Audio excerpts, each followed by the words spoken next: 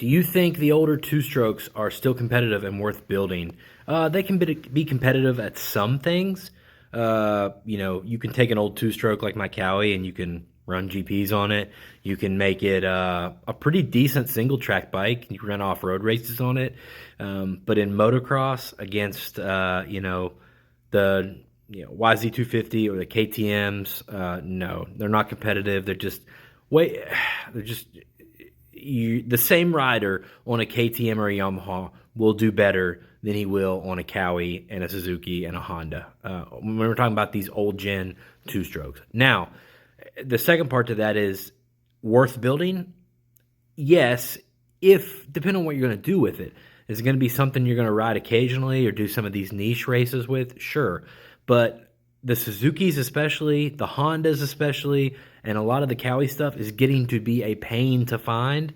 That's not a bike you want to really build as your main ride, your only ride that you're going to be breaking stuff on all the time. And you have to rely on fixing. It's not worth it.